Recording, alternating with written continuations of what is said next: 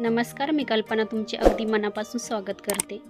झटपट अशी 5 मिनिटांमध्ये मेथी मटकी दाखवणार आहे। इथे बघा 2-3 पाण्यानं आपल्याला स्वच्छ अशी भाजी धुवून घ्यायची मेथीची आणि अशी ठेवायची बघा एक भांड्यामध्ये, म्हणजे त्याची माती वगैरे खाली पडते।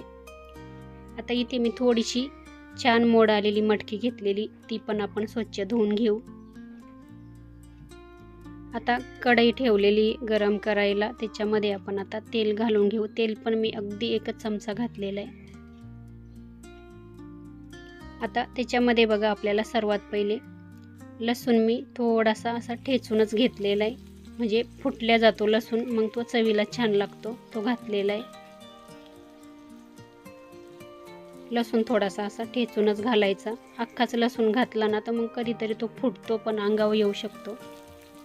त्याच्यानंतर इथे बघा हिरव्या मिरच्या चिरून घेतलेल्या आहे, त्या घातलेल्या आहे। आता इथे उभा चिरून घेतलेला कांदा घालून घेतलेला आहे।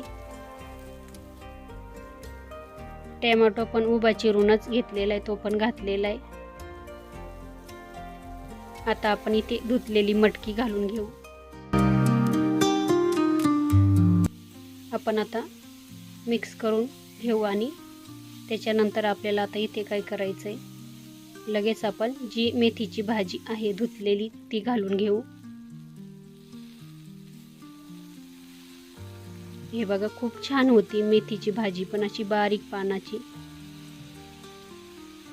मुलं बघा भाज्या खाती नाही, त्यावेळेस ह्या पद्धतीने अशा वेगवेगळ्या मिक्स पण भाज्या आपण करू शकतो, म्हणजे मुलांच्या पोटामध्ये जातं।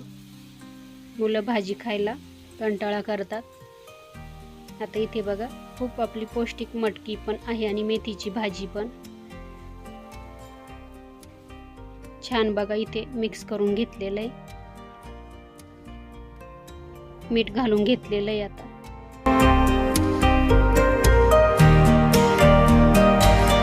भाजीवर झाकण वगैरे ठेवायचं नाही, आपल्याला भाजी फक्त 5 मिनिटं छान सतत हलवून घ्यायची।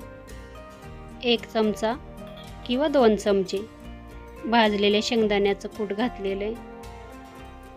अगदी झटपट होते आणि चवीला पण खूप छान लागते बघा मेथीची भाजी मटकी।